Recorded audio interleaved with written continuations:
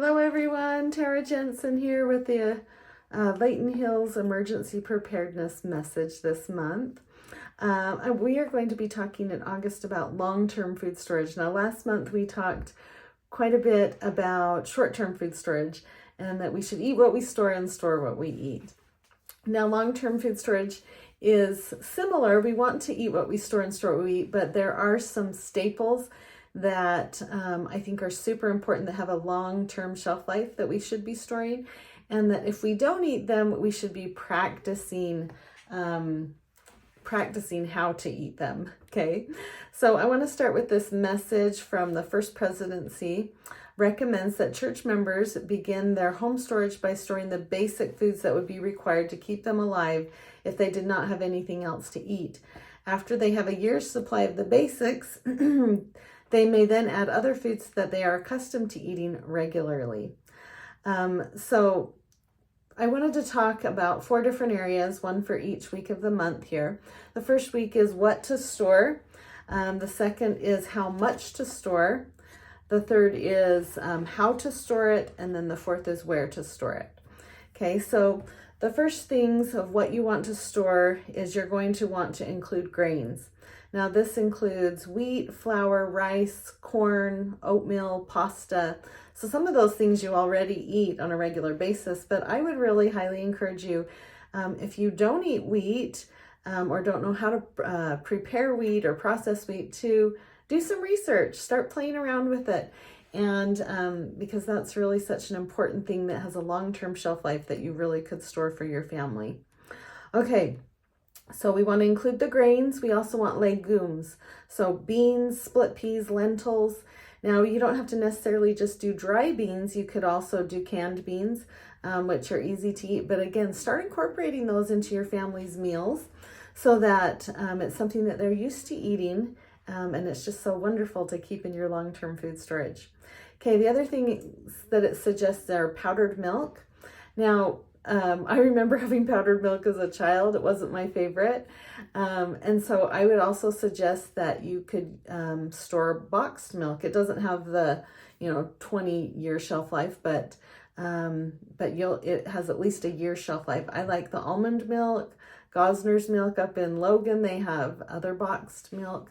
That's really good. If you are going to store powdered milk, you could also store chocolate syrup to add to it to make it more yummy and favorable. They also suggest cooking oil. Now this is something you're really going to want to rotate because cooking oil can go rancid.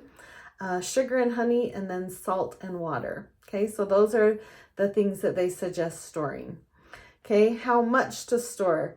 Now, I was going to tell you, where you can purchase things are over. There's a home storage warehouse and Bishop's Storehouse over in Kaysville. The address is 355 Main Street, and the number is 801-546-2423. So that's somewhere where you can actually purchase a lot of those things already packaged for a long shelf life. Okay, how much to store? Now this is one adult portion for a year. So for your grains, you're going to want to have 400 pounds per person. Okay, your legumes, 60 pounds. Powdered milk, 16 pounds. Cooking oil, 10 quarts. Now this is for one adult. So if you have a child, you could, decrease it. Sugar and honey, 60 pounds. And salt, 8 pounds. And then water, we're going to go into more depth next month. But you're going to want at least to have 2 weeks worth, which would be 14 gallons per person. Now there's more information in a link in the email, but you can also go to providentliving.org or churchofjesuschrist.org, and just click on food storage. Okay, the next section was how to store it.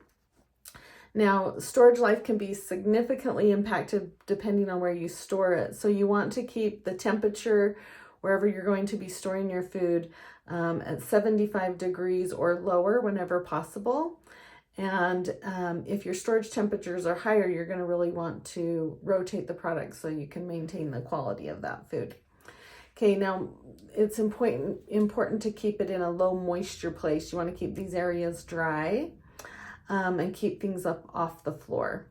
Now, packaging recommendations, there's several different things. I like the foil pouches or those Mylar bags, as well as the cans. It's nice because they're smaller and easier to move. And then also there are buckets. So especially when you're storing 400 pounds per person in your family and you have a family of 6, that's a lot of wheat or sugar or flour to store.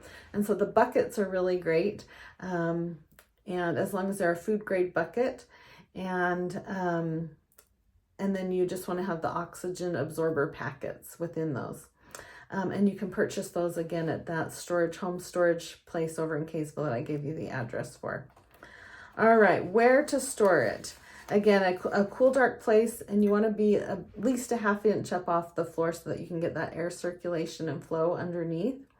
So a pallet's a really great way to just put things up a little bit up off the floor.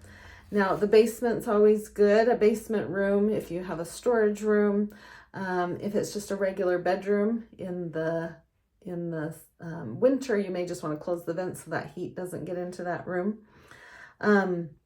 But you can do in a basement, in a closet, under beds is a great place, especially if you get the number 10 cans to store your food.